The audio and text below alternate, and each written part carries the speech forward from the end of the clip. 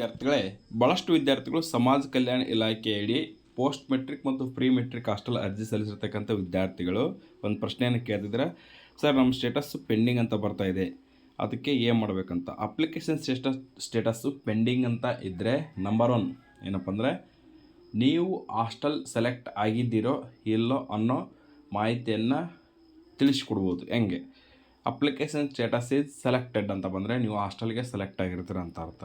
ಒಂದು ವೇಳೆ ಅಲ್ಲಿ ಪೆಂಡಿಂಗ್ ಅಂತ ಇದ್ದರೆ ಸೆಲೆಕ್ಟ್ ಆಗಿಲ್ಲ ಅಂತ ಅರ್ಥ. ನಂಬರ್ 1 ಇದು. ನಂಬರ್ 2 ಏನಂದರೆ, ನಿಮ್ಮ ಅರ್ಜಿಯನ್ನು ತಾಲೂಕು ಆಫೀಸಿಗೆ ಕೊಟ್ಟು ಅಲ್ಲಿ ವೆರಿಫಿಕೇಷನ್ ಮಾಡಿಸ್ಬೇಕಾಗತ್ತೆ. ಅಂದರೆ ನೀವು ಎಲ್ಲ ರೀತಿಯ ಡಾಕ್ಯುಮೆಂಟ್ಸ್ಗಳನ್ನು ತೆಗೆದುಕೊಂಡು ಹೋಗಿ, ಅಂದರೆ ಅರ್ಜಿ ಸಲ್ಲಿಸುವಾಗ ಅವ್ರು ಕೇಳಿರ್ತಾರೆ ಇಂತಿಂತೆಲ್ಲ ಡಾಕ್ಯುಮೆಂಟ್ಸ್ಗಳಂತ, ಆ ಎಲ್ಲ ಡಾಕ್ಯುಮೆಂಟ್ಸ್ಗಳನ್ನು ತಾಲೂಕು ಆಫೀಸಿಗೆ ಸಬ್ಮಿಟ್ ಕೊಡಬೇಕು.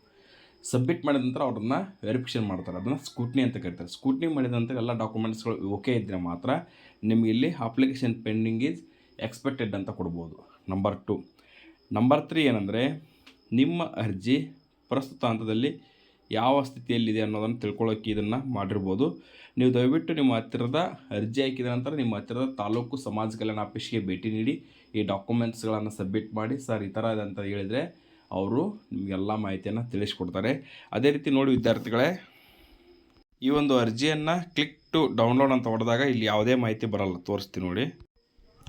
ಕೇವಲ ಇಷ್ಟೇ ಮಾಹಿತಿ ಬರುತ್ತೆ, ಪೇಜ್ 1 ಪೇಜ್ 2 ಅಂತ. ಇಷ್ಟೇ ಪ್ರಿಂಟ್ ತೊಗೊಂಡು ಎಲ್ಲ ಡಾಕ್ಯುಮೆಂಟ್ಸ್ ಅಟ್ಯಾಚ್ ಮಾಡಿ ತಾಲೂಕು ಆಫೀಸಿಗೆ ಕೊಡಿ. ಅಲ್ಲಿ ಮುಂದಿನ ಆ್ಯಕ್ಷನ್ಗಳೆಲ್ಲ ತಿಳಿಸ್ಕೊಡ್ತಾರೆ. ನಿಮ್ಗೆ ಏನಾದರೂ ಡೌಟ್ಸ್ ಇದ್ದರೆ ಈ ಒಂದು ನಂಬರ್ಗೆ ಕಾಲ್ ಮಾಡಿ, 9482 300 400.